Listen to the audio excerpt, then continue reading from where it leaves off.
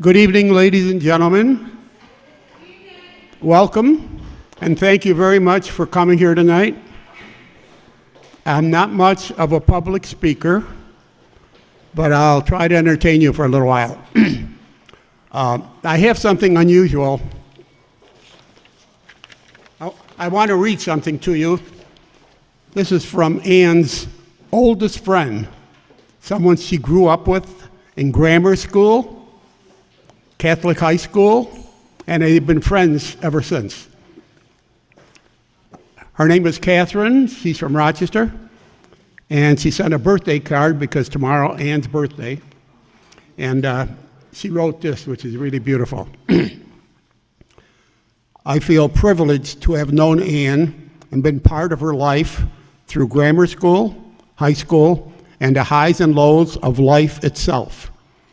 She was a very beautiful person, an angel on earth, full of elegance and grace, a person of strength who loved life and lived it as she loved it. She had time to work, the price of her success, a time to think, a source of her power, a time to play, a source of her youth, a time to read, the foundation of her knowledge, and a time to love, help, and enjoy family and friends, which gave her the most happiness. She took time to dream and reflect, which helped her endure life's unfortunate periods.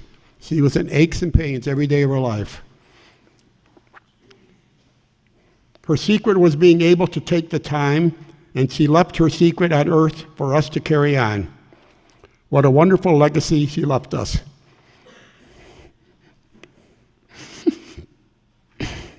Sorry.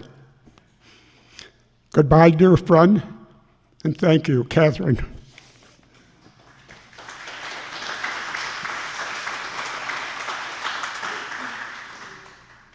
I've got a speech prepared for you. I hope I don't bore you. I'd like to take a moment to welcome all of Ann's relatives and friends for coming here to help in the celebration of her life. The friends are all at this table. Her daughter Christina and her two daughters, Haley and Elena, our daughter Robin, her half-sister Bonnie from Georgia, my nephew and niece from West Palm Beach, JJ and Heather LaPiana. This place is surrounded with Italians. Everybody's got a vowel. The years seem to fly by so very quickly, and we awaken and look into the mirror. We are old, tired, retired people. I'm a philanthropist here. When each of us is born into this world, we are all given an hourglass filled with the sands of time. The sands inside the hourglass represents approximate number of years of life we are given on earth. Some of us die very young, very quickly, and others, like the members in the audience, are allowed the opportunity to experience life in the golden years of our lives with all of its aches and pains, arthritis, new knees, shoulders, hips replacements too. We met all of Ann's relatives and family. She has two half-brothers and two half-sisters. Only one was able to come here. I have to jump because everybody met her already.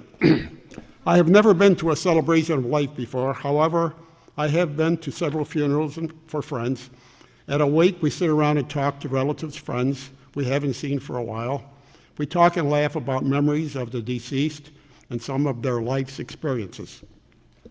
The celebration is not just for Ann, it's for all of you in the audience to participate, and we will allow anyone who wishes to come up to the mic and talk about Ann and share of the serious or comical life experiences. The following is a brief story about how I met Ann. Ann and I both separated the summer of '86 from our spouses. Ann worked for Wegmans as a manager of flowers. She was in bulk food, she was in flowers. There was another department she was a manager of. And I can't honestly remember who I was working for because when I met her, it was a period of time when all the large corporations were laying off people over 55 and hiring young college grads. And a lot of us just kept on losing our jobs and looking for more work. Ann told me that on her days off, after she separated, she would go to the beach. We have a beach called Charlotte, where all the people go. On the other side of the river, there's a beach called Durand Eastman. This is noted for gay people. A lot of gay people go there. And she would go there knowing that nobody would bother her. And she'd sit there and pray that someday she would meet someone to light up her life. At that time, I was all alone, and I really hated being all alone. In New York, we have a group of adults called Parents Without Partners, a very, very nice group. It's a beautiful group of both young and older people, men and women, who are either separated or divorced, and who have had children in their lives. Ann and I both belong to that group. Ann went to the Greece branch, and I belong to the Fairport branch. And as members, we enjoyed going to each other's branches for parties, picnics for the kids, and so forth. Nice group of people. Being separated or divorced can be very lonely for some people because of the drastic changes in their lives, from a family to being alone. My story begins. I was born in 1934 before television. Actually, before a lot of things. However, excuse me, my life really began one snowy night in December 1986 when I met a beautiful Irish lass who became the true love of my life. I was sitting at home alone watching television. I hated being alone. And I decided to go to a Parents Without Partners members' home to help publish their monthly newsletter. There were always 5 or 6 people there to sort the letters out, the pages, staple them, put them in envelopes, and so forth. When I walked into the room, I said hello to those that I knew. I introduced myself, and there on the other side of the table was an attractive young blonde named Ann. Our eyes met, and it seemed to be an instant attraction, a warm smile. We really didn't get a chance to talk, but the next day I called the woman who owned the home and asked for Ann's phone number. She said, "Sorry, Joe, no can do. I don't give out members' phone numbers without their permission." I told her I wanted to talk to Ann and asked to have Ann call me or get permission to give me the number. We talked a few days later, and the phone call lasted some 2 or 3 hours, really. I couldn't believe it. We met for lunches and a few dates. It took about 3 weeks or so, and we moved in together. Now, Ann had an apartment on the western side of town, and I lived on the east side of town. Her apartment was empty most of the time because she would prefer to be with me. She asked me to come over and stay at her apartment, but to tell you the truth, I was afraid. Her son was a giant. 6 foot tall, 200 pounds. She said, "He's gentle like a lamb." Excuse me. Ann's marriage lasted some 24 years. I had a couple of bad romances and was ready to give on marriages. We talked about marriage very seriously for a while, and I was told her that I was not sure if I would ever get married again. She says, "I really don't care." She says, "We can live together for the rest of our lives." For 3 years, we lived together and had a truly, truly beautiful life full of love, romance together. We were inseparable. And the pictures there show every Friday night we went to the Moose Club. We had a wonderful time. She loved dancing, the music was beautiful, and we just couldn't get enough of it. After 3 years of togetherness, I knelt down on one knee and asked her to be my wife.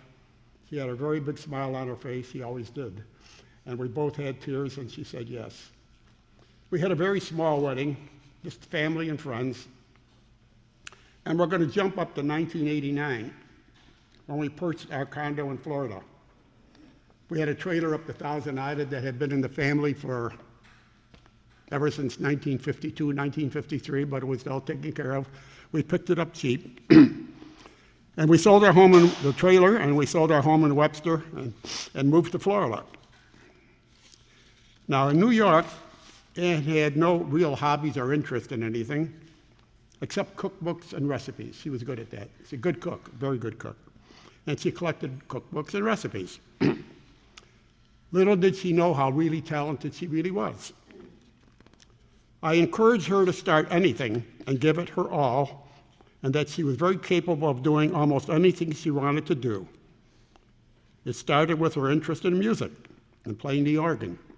She went to Fletcher's for a couple of years and started out with a small organ, and her friend, Mary Ann, who's here tonight, loaned her a big, beautiful organ. Oh, it's beautiful, beautiful. And she took off. She really got to play without looking at the keys.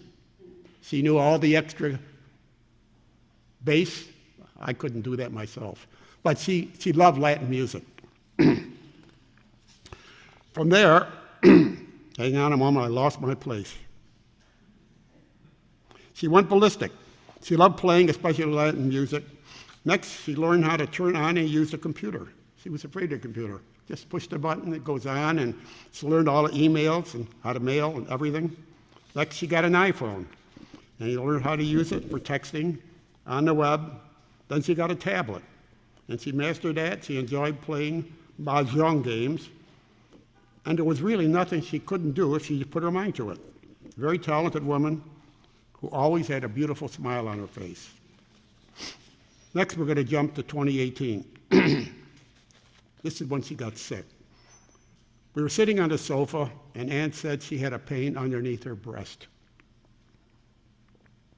I asked if we should call a doctor, and she said, let's wait and see what happens, if it goes away or if it gets worse. Well, it did get worse. We called a doctor who advised us to immediately call an ambulance and take her to South Bay Hospital. They admitted her, but the next morning, they shipped her out. They found out that she had a bad valve. She was born with a bad valve in her heart, only 2 leaflets instead of 3, and the heart was only pumping at about 50% of what it should be, so that this caused her to frequently be tired. She was examined. Oh, now hang on a moment, I missed a page, I'm sorry. After South Bay Hospital, she went to Brandon, and they examined her, and they also found that she had heart problems and other things besides. But they decided to take a CAT scan. And when they took the CAT scan, they wanted to put the contrast dye in her system. Contrast dye, I had it a couple times, it scared the hell out of me. I got a reaction, my hands and my face were on fire. So it's really something. But I'm surprised that they did that because they knew her heart was only pumping at 50%. Now, after the CAT scan at Brandon Regional, we were there for about 4 days. They said, we're going to let Ann go home to your care, to my care, from the hospital with a bad heart. They were sending her home with me to nourish her for 4 or 5 weeks, build up her strength, and bring her back to Brandon so they could do the TVR valve replacement from outpatient. I think they sent her home for a different reason, but we can't prove that. So Wednesday afternoon and all day Thursday, we sat on a couch and cuddled. She was in pain. Friday morning, we had an appointment with our doctor, Dr. Dollywall in Brandon. And when we walked in, the doc said, are you okay? She said, I'm hurting. So she examined Ann, and she said, they never should have released you from Brandon Regional. She says, I'm sending you right back to Brandon. I said, no, you're not. I says, no, Brandon. I said, I don't care if it's for nothing. She's not going back to Brandon. She says, then we're going to send her to Florida Pippin Hospital, the heart hospital. And I know about the heart hospital because my daughter had open heart surgery there a couple years before. And they take excellent care of you. We then called the family in New York to tell them about Ann's problems. And Ann was actually transferred to 3 different hospitals within several days. While Ann was in the Florida hospital, this is something. A young, good-looking Catholic priest came in to give her last rites. A young man in his early 50s, good-looking mustache, goatee. He blessed her, and I walked out to the hall with him. And I said, "Thank you, Father, for blessing her. I appreciate it very much." He says, "Is there anything I can do for you, Joseph?" I says, "Really, Father, I can't think of anything that you can do except that all the while we were together for 32 years, she really wanted an annulment bad because of the problem she had with her former husband. And she wanted to get married in the church again." So I said one of the most important things in her life was to have her prior marriage annulled so that we can be blessed and remarried in the Catholic Church again. Now, my wife had died 4 or 5 years prior because of smoking cancer, so I was free to remarry. He said, "I have to go back to the rectory." He said, "I'll be gone for 3 or 4 hours, but I'll be back late this afternoon." When he returned late afternoon, he said he would like both Ann and I to go to confession and communion. I looked at him and said, "Father, it's been about 32 years. I don't know what I can remember." He says, "Don't worry." He said, "Tell me what you can remember and just say you're sorry for what you don't remember." I said, "Thank you very much, Father." We both went to confession and communion. And he looked at us and he said, "Grab Ann's hand." So I took her hand. He says, "Are you ready?" I said, "I don't know what ready for, Father, but I'm ready for whatever you have to do."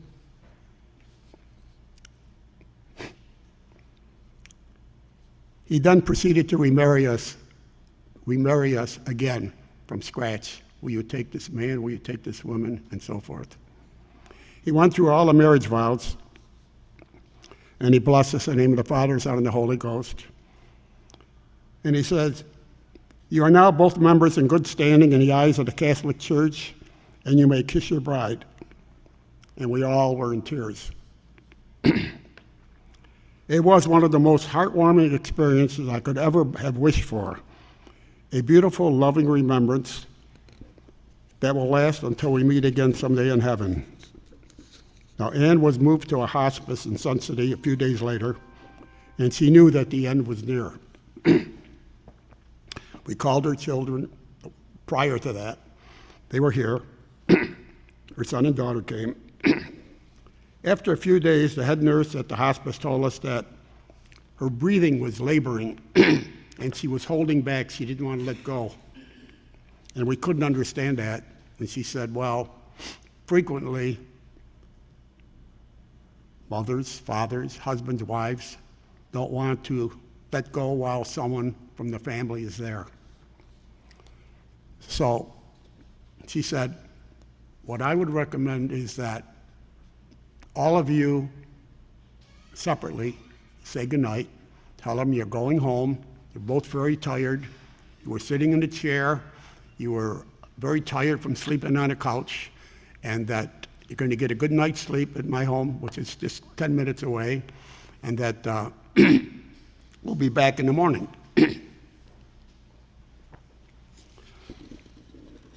She said that many adults do not want to let go because their family member were in the room. And she suggested each of us tell her how much we love her, etc.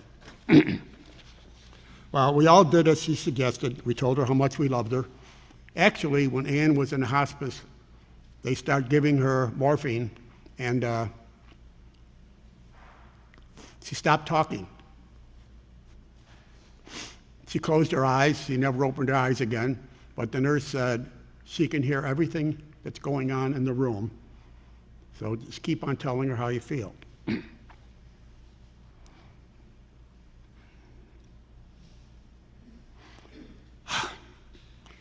We rushed back to the hospice, and when we walked in the room, Ann was laying flat on her back, Her hair appeared to be neatly combed to the side, and there was a real glow on her face.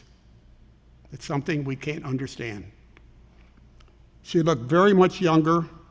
We asked the nurse if they had fixed her up in any way, and she said, "We did nothing to her, absolutely nothing." I asked Christina to take a few pictures of the beautiful glow on her face. She did. And when we looked at the pictures, it was Anne, a 78-year-old woman with normal wrinkles for her age. Something we couldn't understand. Besides of all her newfound talents and skills, Anne had a very special talent, and that was she had excellent communication skills, a special gift few of us have ever mastered. She kept in very close touch with her daughter and her two granddaughters. She always knew what was going on, what they were doing, where they were going, what they were going to get into. She was a very good listener. She had excellent personal communication skills. She always listened and offered her children good sound advice. I told her oldest granddaughter, Haley, that I envied the very close personal relationship that Anne had with her. It was really beautiful. She was an exceptionally beautiful woman, full of both internal and external beauty, who for 32 years filled my life and my heart with love, warmth, happiness, and companionship. And because of this deep love and affection for one another, we enjoyed the opportunity to happily grow old together. I will always remember the beautiful smile she always had on her face. She was a very truly loving person who will be missed by all her relatives and friends, especially her husband, who worshiped the ground she walked on. A sad ending for a truly exceptional, beautiful woman. I love you, my darling, and I look forward to the day when we'll be together again. Your loving husband, always and forever, Till Lappy. That's it.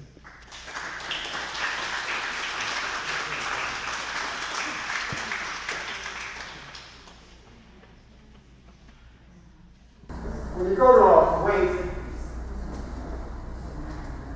in a funeral parlor, they usually pass out a holy picture with the saint on it and a nice verse on the back. I was going to get St. Anne holding a child and a religious verbiage on the back. I decided against that. So what I did do, I'm going to pass this out to everybody here. I have my own holy picture of Anne. And I want to read what's on the back here. Loving memory of my beautiful wife, Anne Hutchinson Bosco LaPiana. Anne was an exceptionally beautiful woman, full of both external and internal beauty, who for 32 years filled my life and my heart with love, warmth, happiness, and companionship. I'm repeating some of the things I said before. And because of this deep love and affection for one another, we enjoy the opportunity to happily grow old together. Her dying wish was to be remarried in the eyes of the Catholic Church so that she would be welcomed in heaven. On July 2nd, just 4 days before she passed away, while lying in her hospital bed, we were remarried by a Catholic priest. She was very, very happily granted her dying wish. I love you, my darling, with all my heart, and miss you so very much, and I look forward to the day when we together again. Still out. Yes, ma'am.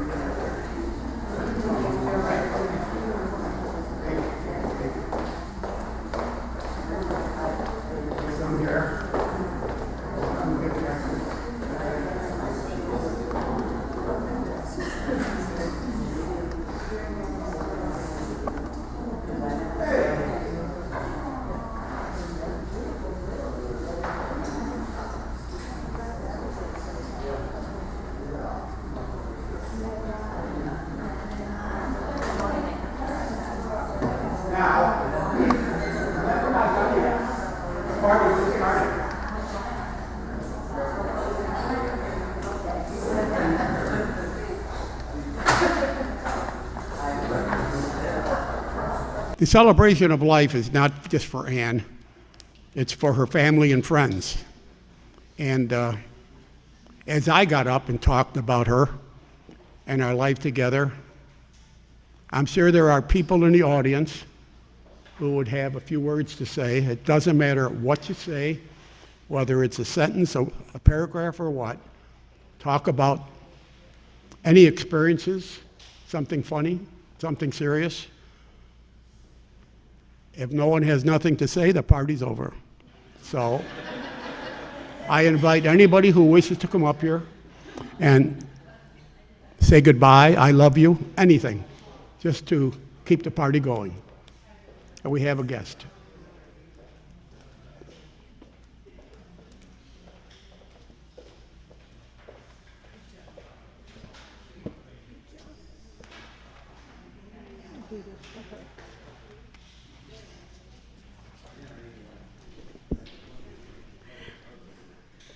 I first met Ann. Actually, I didn't meet her, but I heard her name when a big bowl of spaghetti and sauce was brought to our door. My husband, Joe, and Joe Lapi attended the same high school in Rochester, New York. Shortly after that delicious dinner, I met Ann, and we immediately became sisters of the heart. We could share about everything. When I learned of Haley and Elena and Christina and all the family, you all became a part of my daily prayers. She was always so proud of her beautiful family. She was always giving me books to read, and on occasion I had one to give back to her. Oh, how she loved to read. We also shared her love of bargain hunting. I never left Ann's house without something in my hands. She was the most generous person I ever met. We traded recipes, although I haven't made any of them yet. I probably won't. I showed her an easier pattern to crochet scarves, and she gave me tons of them. Ann also adopted my sister Alice after Alice was here visiting and they met. She sent me home with scarves and some earrings for Alice. My sister lives in Pennsylvania and is a caregiver for our 94-year-old sister.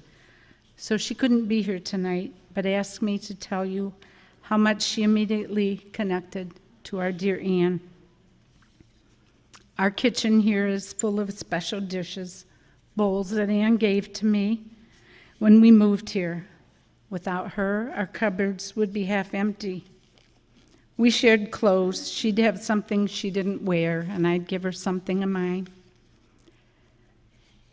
And when my daughter died last year, Ann was quick to give me some beautiful red shimmery birds, cardinals, to hang on an artificial tree that we have in our living room. Then she found a lovely mug and some bowls with cardinals to give to me in memory of my daughter.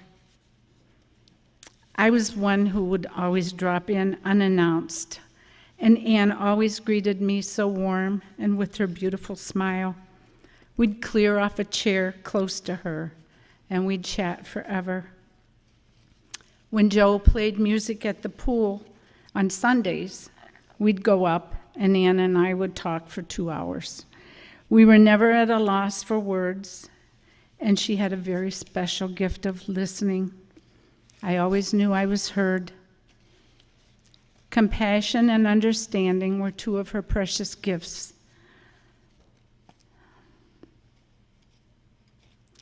There's not a day that goes by that I don't have a longing in my heart to visit Ann again. Her laughter was contagious. We found many, many things that made us laugh. Ann was a prayer warrior sister to me. We always ask each other to pray for our family members, our friends, and our husbands. To honor Ann, we can strive to have the deep faith that was hers and to share our love and joy with the whole world. A couple years ago on my birthday, Ann gave me this prayer, which has been on my refrigerator. It's a prayer to Jesus, my friend. Oh, Jesus, you are my true friend. You take part in all my troubles.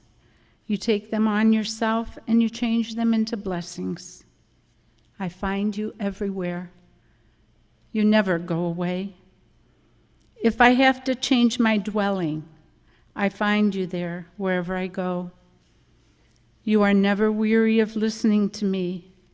You are never tired of doing me good. I am certain of being loved by you if I love you. Death, which tears us away from all of other friends, will unite me to you forever.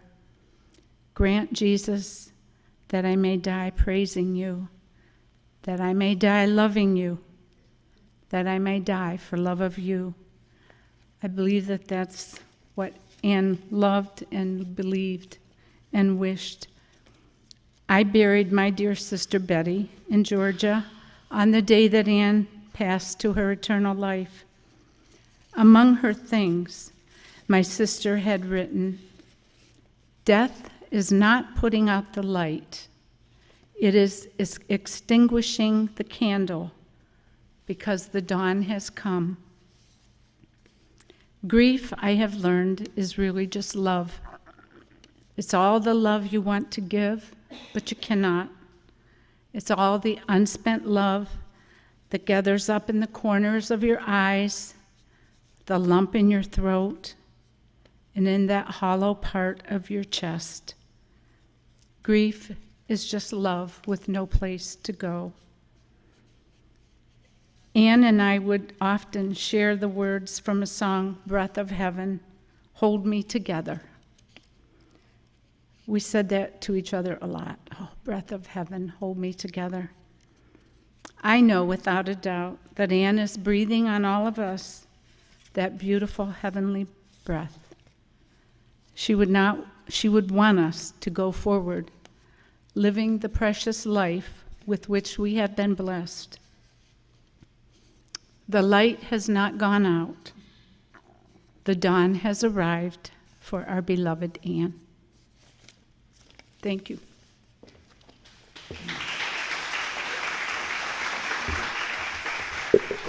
Thank you very much. Thank you, Arlene. I have a couple things to say. After Anne passed away, I found a folder that I've never seen before, and I opened the folder up, and on the left-hand side it said, CBS and Robin. CBS is her daughter. If you are reading this, you are throwing away all my crap. This is what she wrote. I'm serious. Now, on the right-hand side of the folder, I don't know when she wrote this. I can't even begin to guess. It had to be a month or two or three or more. But on the right-hand side, I love you all. If I am gone, I am 5'4". I am straight. I am in no pain. And I am with my mother, my father, and my Aunt Kay. She wrote this before. And she had a lot wrong with her body, a lot. I couldn't even begin to explain all the things that were wrong. But she told me that not a day goes by that I am not in some kind of pain or some kind of aches, either a deep pain, a light pain, deep aches or a light ache, but every day something, she hurt. And I frequently see her sitting on a couch with her hands on her knees, just looking down, and I said, "You're hurting?" She says, "Bad, bad." She doesn't hurt anymore. She's up there. The mic is available for anybody who would like to say hello, goodbye, anything. Feel free, whatever you want to say.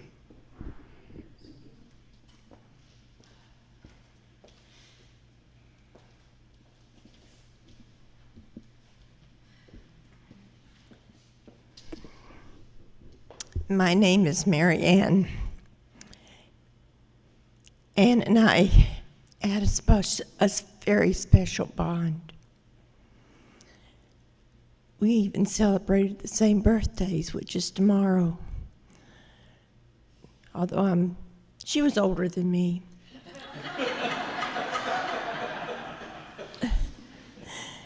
Now, Ann was a special person. When I lost my husband almost 9 years ago, she called me, I would say, 8 of those 9 years every night. I don't care where she was. If she was at Christina's, she would call me. There was very seldom a night went by. We didn't always have too much to talk about. It was generally the same thing every night. How are you? And I'd say, I'm hurting. How are you? I'm hurting too. But we just had a special bond. On Mondays, there would be Ann and Marilyn sometimes, and sometimes Betty sitting back at the table there. We would meet at Jean's in the afternoon to have our knitting or crochet gab fest. And that's what we did mostly. We'd sit there and we might do a little bit of handwork, but we did more talking and laughing than anything else. And one year on my birthday, we all got together, the 4 of us, and we went over to Plant City Buffet and had lunch. What a thrill that was to her. She enjoyed that place so much. And we would celebrate our birthdays together. I met her at Fletcher's. We both took organ lessons together. I first started in Bradenton. They didn't tell me there was a Fletcher store in Sun City, or else I would have been here instead.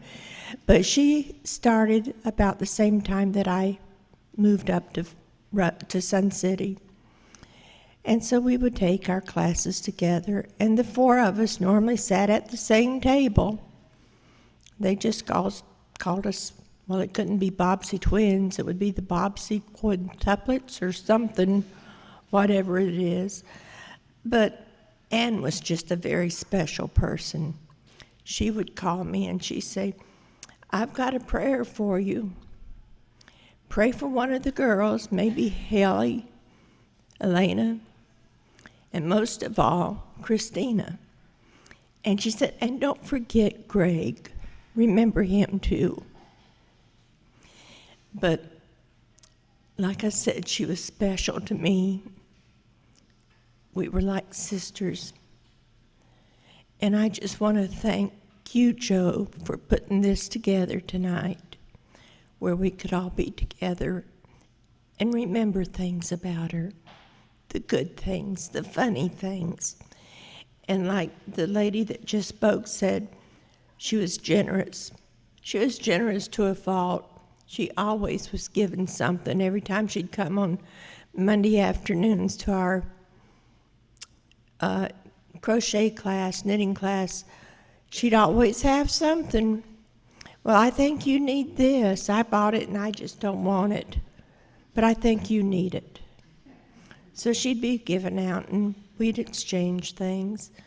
She was a generous person, a very loving and caring person, and a very missed person. And I thank the good Lord for giving her to us here.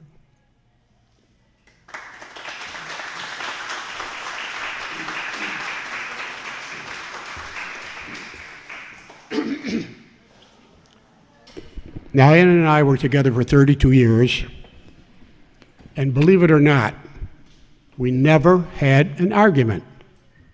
Not once. We had an agreement when we were going together for 3 years before we got married that we would never argue. I said, there's no need to it. If you have a problem, we'll talk about it. If something you want to do, we could talk about it, whatever. And we agreed. However,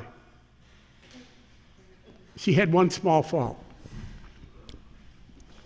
when I said or did something she didn't like that she recognized, she could throw a mean dagger with her eyes. Really, a real mean dagger. I could talk about little stories, but is there somebody else who would like to come up and say good hello or goodbye?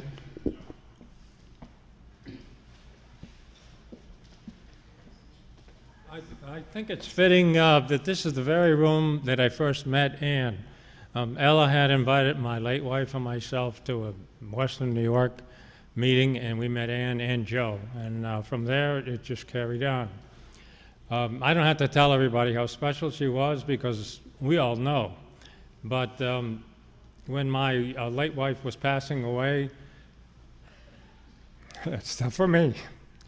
She came down and spent 3 days sitting by her bedside, and she was wonderful, but she was really a great person. After that, she would invite me when Fletcher had they had a show, and she'd come, and Joe would sit here, and Ann would sit here, and I'd sit there, and they'd say, "Oh, Ann, you know, who's your friend?" And she'd say, "Well, this is my husband, Joe. This is my boyfriend, Rich, over there." And the lady would go, but she was a great lady, and I know she's looking down on us today. So, like I said, there's nothing that can be said that nobody doesn't already know what a wonderful lady she was.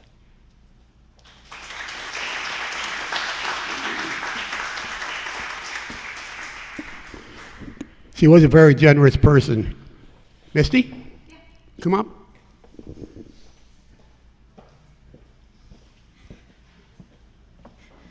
Oh, I don't know if I could do this. Thank you for this picture. As I look at it, just take a look at the picture. Look at it now. Look at that smile. It was always ready to laugh, ready to greet. And look at those eyes. If that isn't unconditional love, I don't know what it is. When I first met Ann, I just started dating Rich, and Ann had been best friends with his late wife. And I thought, oh, this could get awkward, you know. Not at all. Within minutes of meeting her, I had a new BFF, and she was so welcoming. And anytime I'd see her, there was a hug and a kiss and just that smile. I miss you, Ann. Happy birthday. Thank you.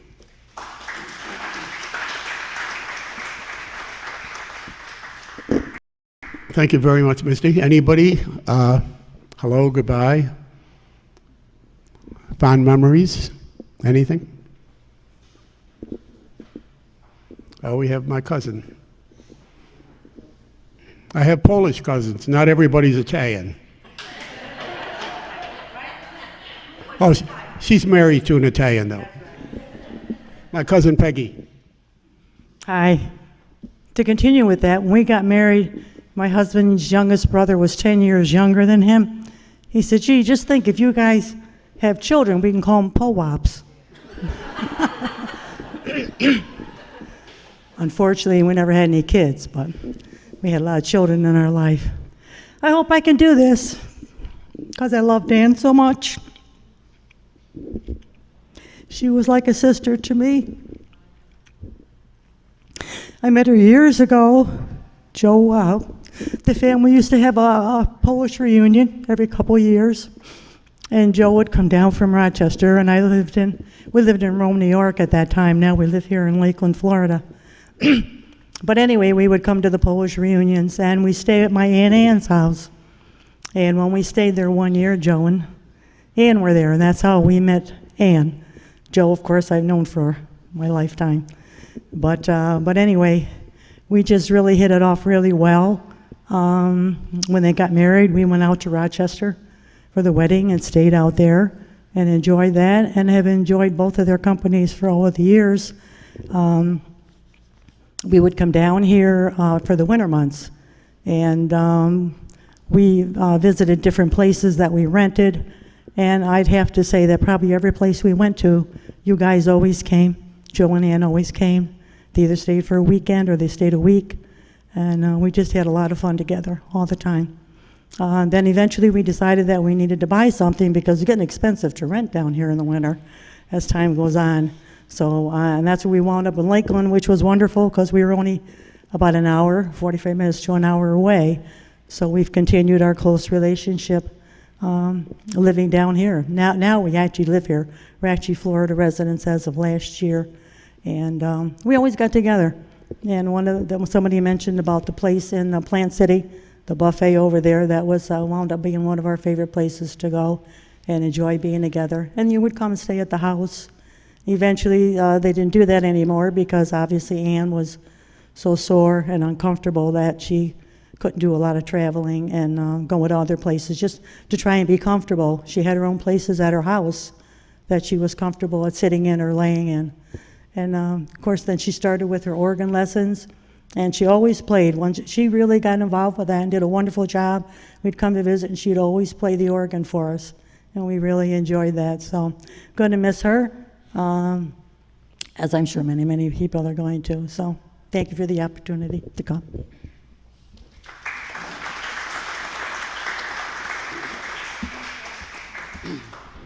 My last name may be LaPiana, but I'm half Polak.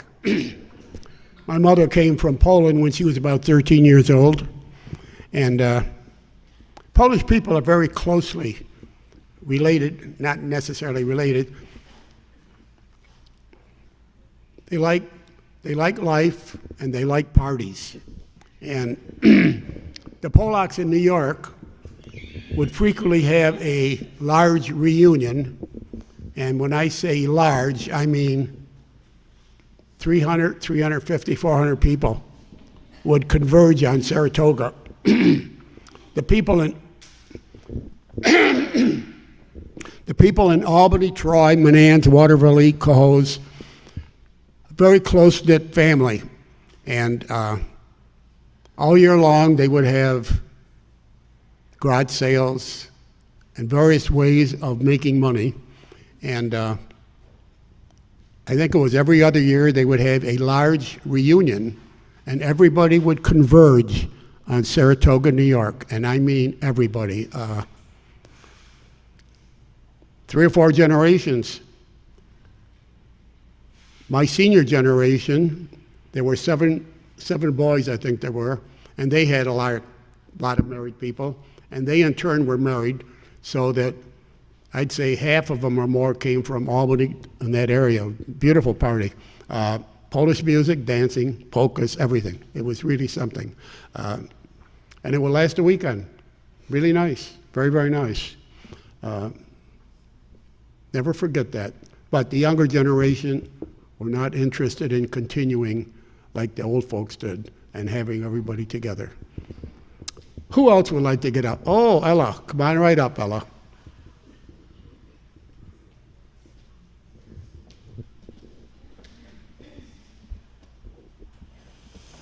Hi. I only have happy things to say about Ann because she was just such a dear friend to me, and we worked together for years at Wegmans, and we got into spats, and we would make up, and we would do this, and we would go to lunch, but her and I just always got along good. Well, it came the year that my daughter was old enough to work for Wegmans, and she got the job, and who's her boss but Ann LaPiana. And my daughter was a stubborn, she's the baby of the family, and and she would come home from work and say, Mom, she fights with me all the time. She wants me to wear that hat. I have to wear that hat. I have to wear that hat.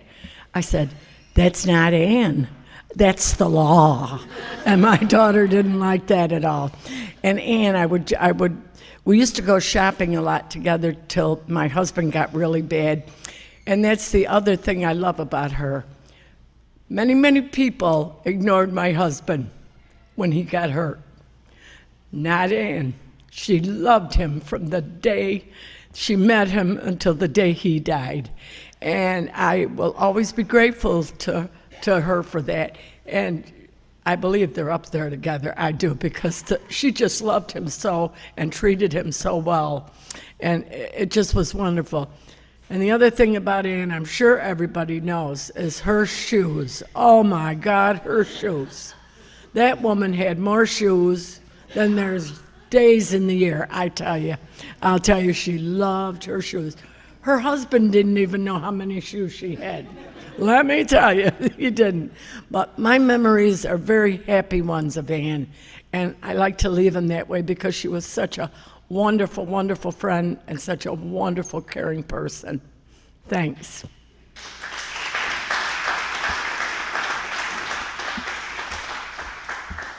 I just thought of something else to say. Ann's daughter, Christina, her husband, the daughter, Ann and I rented a condo on Clearwater Beach, one of those high rises with 3 bedrooms, beautiful. We rented it for 10 days, and Ella was living here in Sun City Center in a much smaller home than she has right now, but it was nice. And they invited us down for the day, so we came down here, and they lived in Gloucester. They had a nice home there, 2-bedroom, a nice small lanai, and Ann had her first glimpse of Kings Point, and she enjoyed it very much. And we stood there for the day, and we went back to the condo, and then the next year we came back again, the second year. Same area, a different apartment, but it was a beautiful condo right on the beach. And Ella asked us back again, and we went back. But then we went home, and her mouth never stopped talking about Florida, really. I want to move to Florida. I want to move to Florida. I want to go to Florida. I like the hot weather. I don't like the snow. She had fallen when working at Wegmans and hurt her rotator cuff, and she refused to have surgery. And the rotator cuff healed itself, but I think something happened when she fell, and it hurt her back. No one ever knew that it bruised her back or not. We can never prove it, but a couple years, okay, we went back to Rochester, and she talked about Florida, Florida, Florida. So Ella and Al had come home for the summer, so we called and asked if we could use their condo for a week or two. She said, of course. She gave us a letter, we gave it to the guard, and we came down looking for a place. At that time, there was a realtor not too far from here who offered to sell condos, or well, hang on a minute. He only charged $1,000 per closing. He didn't try to get rich, 6-7%, just $1,000. And we found him, and he showed us most of the homes in Fairfield area. They had the flat roofs and the Stewarts, and we looked at several homes.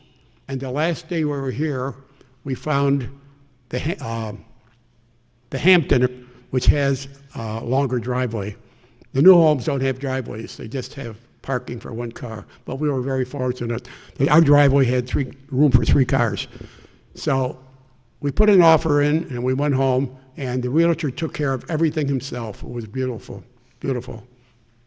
Now, we had 3 places.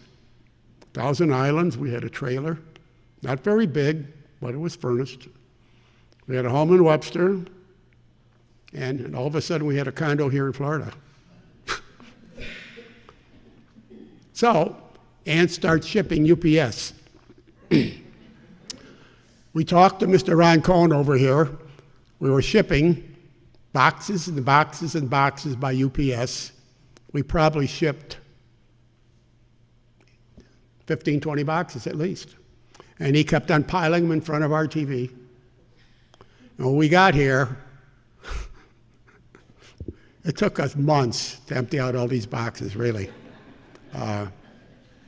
It was really something. But to see the smile on her face And she says, I'm so happy we don't have to see snow anymore, really.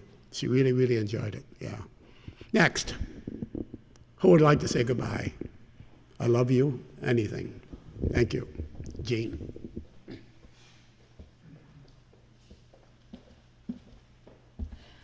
Well, I'm the one with the yarn and the yarn group. And we have had some really wonderful times together, the ones that are still coming, and of course, Anne. And I first met Anne, I think it was at Fletcher Music, because we all took music lessons together, Mary Ann and Marilyn and Anne and I. We just got to know each other through music.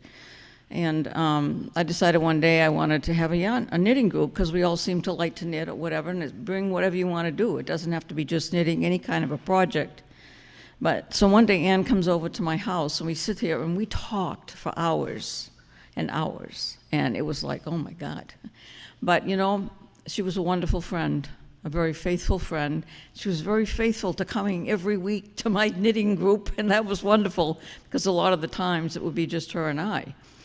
But one thing I do know is that God is up there. We've talked about many things, Anne and I. Please don't tell him.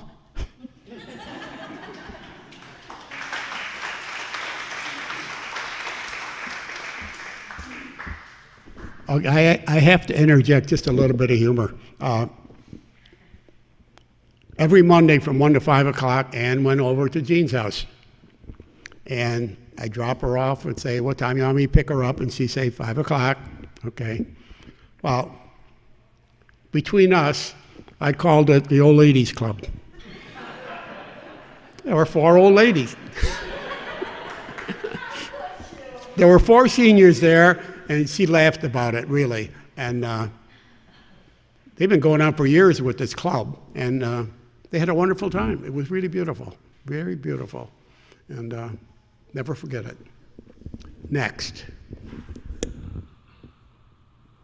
I don't want to come up there, but I just want to say I really miss Annie. I really do, and I love her. Really. Thank you.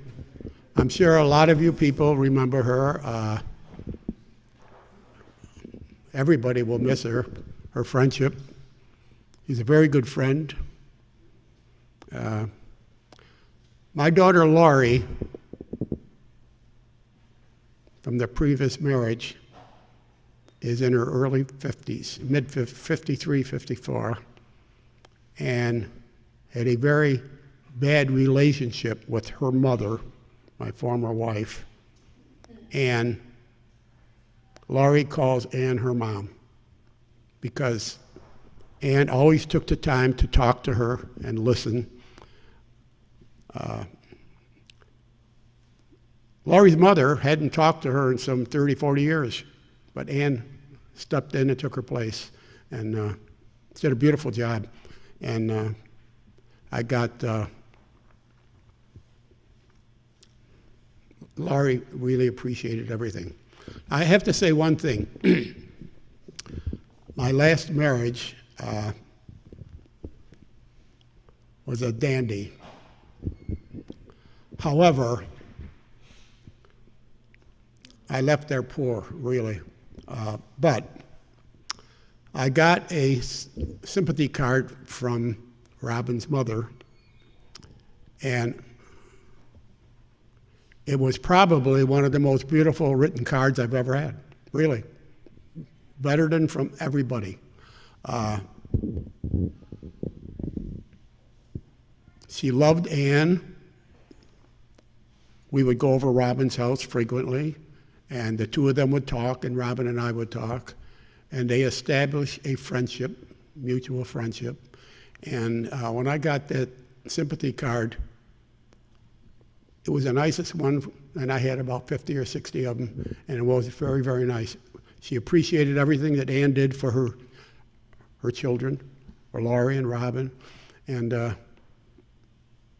exceptional person, truly exceptional. Next. I'm going to come up there, but you have to stay with me. What? I'm going to come up there, but you have to say, I made no. I got to hold her hand. Excuse me. It's going to be short. That's Just okay. don't cry. That's okay. Okay. I don't know who knows and who doesn't know that I was blessed with my father not 54 years ago, but about 48 years ago when he married my mother. And he took on quite the challenge with me and my sister. Well, okay, with me. She was a handful. I was. And he had a lot of trouble dealing with me, and I had a lot of trouble dealing with him until he met Ann. Ann's the reason that we are as close as we are today. So he adopted me. You were about 48 years ago, and Ann adopted me 32 years ago. So whenever somebody says to me, be good to your mother, you only get one, I say, no, I got two. Very lucky. Thank you, dear. Thank you. Somebody was ready to stand up and sat down. Oh, Betty.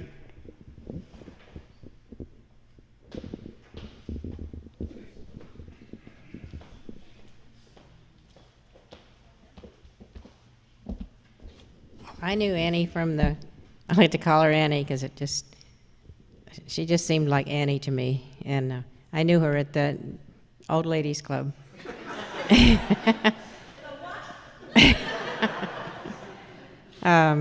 She always a kiss and a hug, and of course, I always had her lipstick on my cheek afterwards, and that was nice. So I went to the house one day and just to visit with her, and we were talking about how I loved pelicans and how I was collecting pelicans, and I said, "That's a pretty one over there on the shelf," and she said, "Oh, well, you can have it then." You know, there was no question about it. She wouldn't. I said, "Oh no," you know. So she just insisted that I take it. So that was my experience, and many others of how sweet she was. And I know her Christmas card. She always Christmas cards, birthday cards, and everything she would send, and the things she said on them were just so nice and just very, very meaningful to me. So she was very special to me.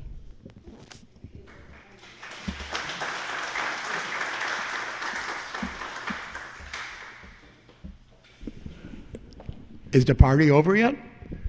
Can I say one more thing? When you said birthday, Anne sent me a birthday card. My birthday was the day after she died. And I got the card in the mail, and it was her signature. Is it all ready to go? Yes, it's all ready to go. Oh, I could say one more thing that you don't know. My name is Joseph LaPiana, and Ann nicknamed me Joe Lappy, Jolapi. I used to be Mr. Over the Hill, a DJ, played at the pool for 9 years, but I stopped about 9 months ago, because Ann could not go to the pool anymore. She couldn't get comfortable on the Chase lounges, so she stayed home, and I played for another month or two, and then I quit. And spent my time purposely with her, one-on-one together every day.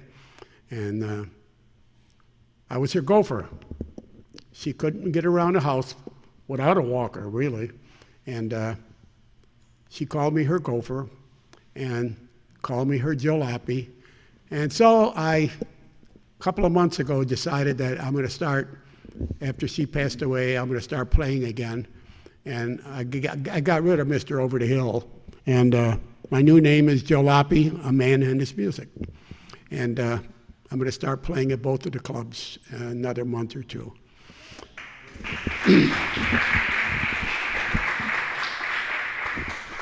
I could go on talking about Ann, but I'd be repeating myself. Life with her was really a beautiful experience. We even thought the same at times. Things came to our minds about the same time, and you reading my mind? I said, well, I don't know, but I'm thinking about it too. But she was a special lady. it was too bad that she had so much wrong with her body. Scoliosis, stenosis. There were 4 discs cemented together. Back in the center of her back was a knot that stuck out about 3 inches. That was her spine. Her spine was in the shape of an S. And she endured a lot of pain, really, a lot of pain. And she's at peace now, which I'm happy for.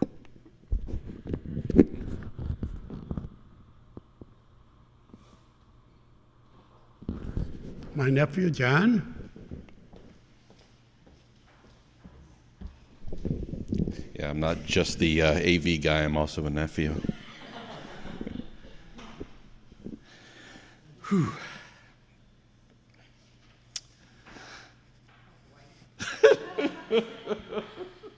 Stop. My wife. I grew up, I was Joe's brother's son, and we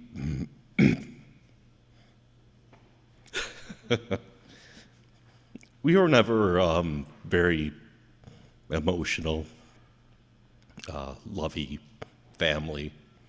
We loved each other, but you know, you never said it. And I just remember that every phone. Excuse me. This is tougher than I thought. Wow. I should have brought you up with me, Heather. Every phone conversation that we had with Joe and Ann, she'd always say, "We love you." It was weird at first. I'm not used to, hearing that very often. That became a regular thing, and so I ended up, now I would talk to my parents, "I love you." Silence. It's like, "Are you there?" "Oh, but I love you too." She brought a lot of love into the world. A lot of people have said she was really an angel. We're going to miss her very much. Thank you.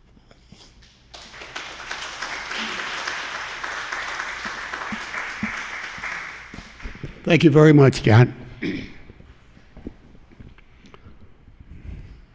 I'm trying to think what I could say to amuse you people. Anybody? Say hello, goodbye. Sandy. I will say one thing, Joe. One of the last messages I got from her was, "Don't worry, sweet sister. God's with me." Thank you. Thank you. Sandy? You were going to write me, you know. Well, I did. You didn't write. I was cleaning out a house and I'm You showed up instead. yeah, Very I'll good. lower that about 8 inches. Maybe more. That's okay. I can do it. See, I never can reach the shelves in my kitchen, and I have to go to the grocery store and have people take the big men. I get to know a lot of men because they help me take the stuff off the top shelf. My husband and I are snowbirds. We're from Pennsylvania. And we live over near where Ann and Joe lived, over in Fairfield. And I just wanted these 2 girls to know how much Ann cared for them. Every time I would get together with her, she would tell me about you 2. I was glad to meet you this afternoon. And I think that Ann was probably one of the most courageous, helpful, caring people that I've ever known. And besides that, I called her the chicken lady because she and Joe would go to Sam's Club, and before they would leave, she would always call me and want me to know if I wanted a chicken. Now, you need to know that chicken is probably the food that I do not like the most. But when Ann would bring me a chicken, my husband, who loves chicken, and I would ooh and ah over that chicken, and because she brought it to me, It even tasted pretty good to me. So when I would say goodbye to Ann, I would say, or hello, I would say, well, hello, Ann, you're my chicken lady. So I'm here to tell everybody how wonderful I think she was.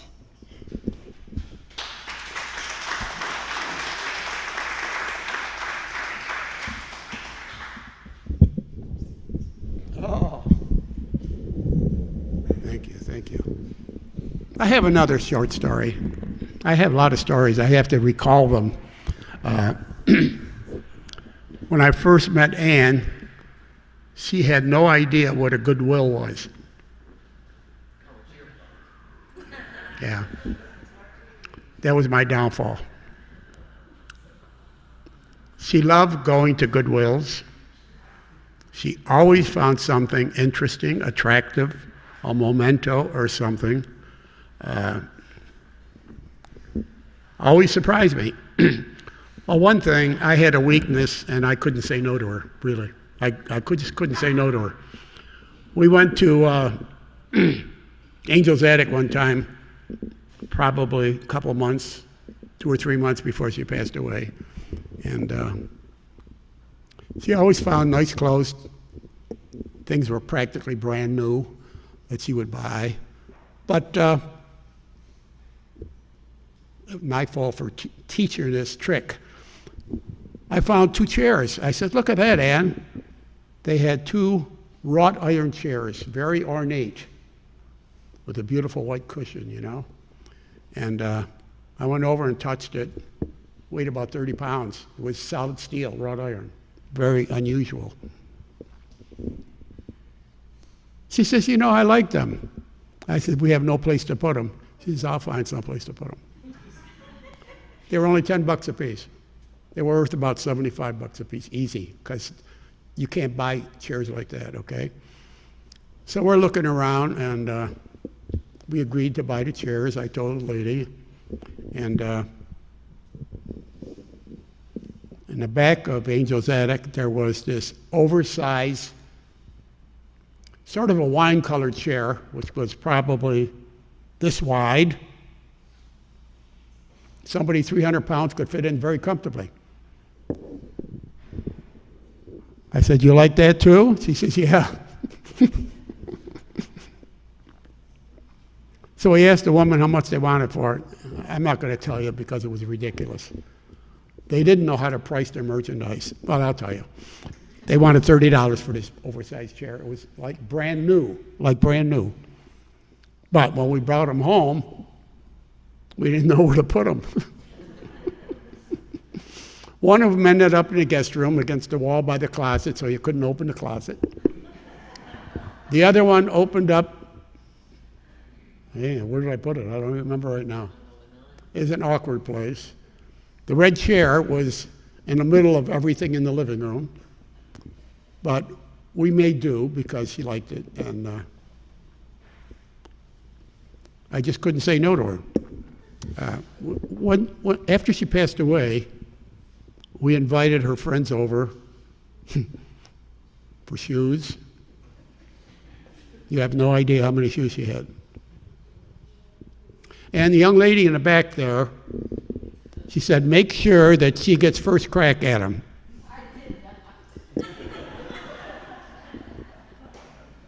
She got about 8 pair of new shoes. The woman came over for purses. There were a lot of purses. There were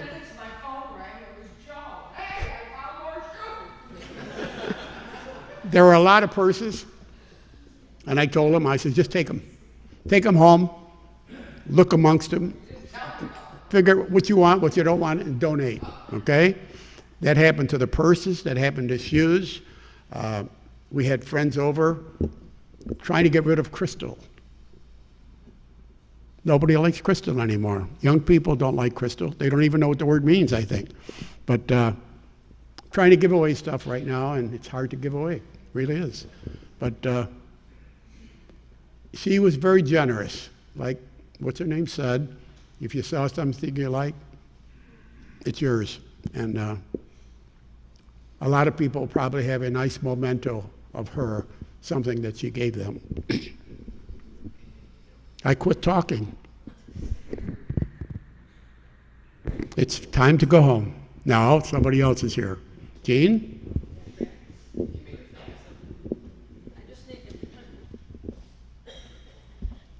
I just need to make something very clear.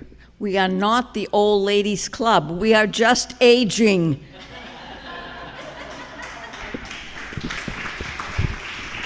Now, Mary Ann was up here before. She let Ann use her very expensive organ for 5 or 6 years, at least, maybe more. And they took it back a month or so ago. But we had our old organ, which was not a deluxe organ like you would expect, but put a sign on a bulletin board, $100, take it, first $100 take it, no offers.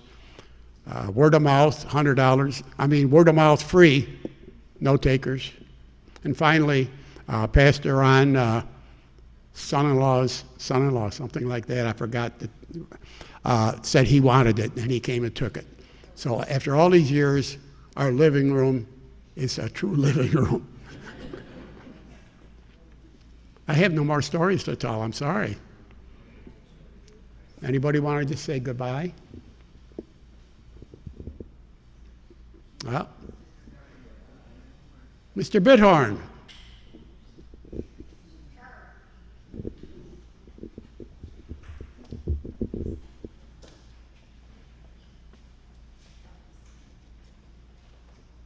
Hello, good evening. My name is Charlie Bithorn, and everyone has been talking about Anne, how wonderful she was, and so on. And I must tell you something that about Joe. I'd like to say something about Joe. Yeah, Joe came to my house and tears in his eyes, because I've never seen anybody who really had real tears. And he's told me about his wife, and he talked to me for a while and told me how she died and so on. And I just want to say something, that I've never seen a good husband like him. Thank you. Thank you, Charlie. I have 2 wedding rings on my finger. A lasting remembrance. I really have nothing other jokes I can come up with right now, except that I'd like to thank everybody for showing up. I appreciate it very much. A celebration of life is not just for the person who passed away, it's for all of us to remember her, and a lot of fond memories, which is beautiful, really. Things happen and you get a tear in your eye. Other things happen and you bawl your head out. But I honestly think she was an exceptional, talented woman. I consider her almost an angel on earth, because our relationship was so good, really. Not to argue and fight is really something. You have no idea, no arguments. Everything was, yes, Joe, yes, Ann. You know, it was beautiful.